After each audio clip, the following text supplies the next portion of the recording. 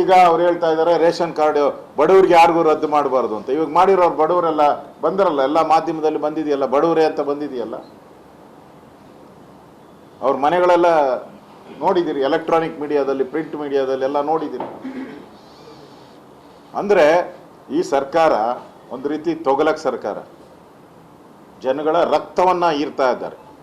ಈ ರೇಷನ್ ಕಾರ್ಡಿನ ರದ್ದು ಮಾಡೋ ಮುಖಾಂತರ ಜನಗಳ ಬಡವರ ರಕ್ತವನ್ನು ಹೀರ್ತಕ್ಕಂಥ ಈ ಸರ್ಕಾರ, ಈ ಶಾಪ, ಈ ಬಡವರ ಶಾಪ ಈ ಕಾಂಗ್ರೆಸ್ ಸರ್ಕಾರಕ್ಕೆ, ಸಿದ್ದರಾಮಯ್ಯ ಸರ್ಕಾರಕ್ಕೆ ಅಂಟ್ಕೊಂಬಿಟ್ಟಿದೆ. ಜನ ಶಾಪ ಆಗ್ತಾ ಇದ್ದಾರೆ ಈ ಸರ್ಕಾರಕ್ಕೆ. ಕೂಡಲೇ ನಾನು ಹೇಳ್ತಾ ಇದ್ದೀನಿ, ಕೂಡಲೇ ರೇಷನ್ ಕಾರ್ಡ್ ರದ್ದು ಮಾಡೋದನ್ನು ನಿಲ್ಲಿಸ್ಬೇಕು. ಅವರು ಸಿದ್ದರಾಮಯ್ಯ ಹೇಳಿದ್ದಾರೆ ಏನಂತ, ಹಾಗಾದ್ರೆ ಯಾರ್ಯಾರಿಗೋ ಕೊಟ್ಬಿಟ್ಟಿದ್ದಾರೆ ಅಂತೆ. ಏನು ಕತ್ತೆ ಕಾಯ್ತಾ ಇದ್ದೀರಾ ಕೊಡೋವಾಗ? ಕೊಟ್ಟೋರು ಯಾರು? ಇದೇ ಅಧಿಕಾರಿಗಳು ತಾನೇ ಕೊಟ್ಟೋರು. ಇವಾಗ ತೆಗಿತಾ ಇರೋ ಅಧಿಕಾರಿನೇ ತಾನೇ ಕೊಟ್ಟೋರು. ಅವಾಗೇನು ಕತ್ತೆ ಕಾಯ್ತಾ ಇದ್ರ ಈ ಅಧಿಕಾರಿಗಳೆಲ್ಲ?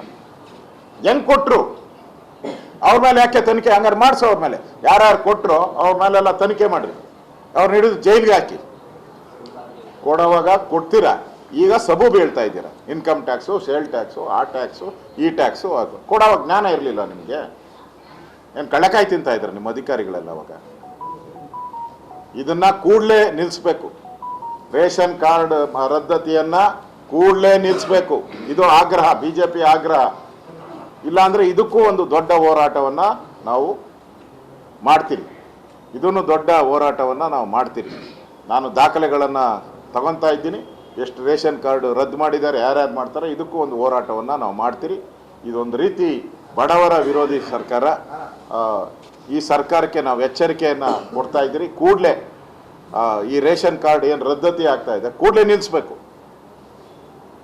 ಯಾಕೆ ಕೊಟ್ಟರು, ಯಾರು ತಪ್ಪು ಕೊಟ್ಟಿದ್ರೆ ಅವ್ರ ಮೇಲೆ ಫಸ್ಟು ಅಧಿಕಾರಿಯನ್ನ ಸಸ್ಪೆಂಡ್ ಮಾಡಿ, ಅವ್ರ ಮೇಲೆ ಕ್ರಮ ತೆಗೆದುಕೊಳ್ಳಿ.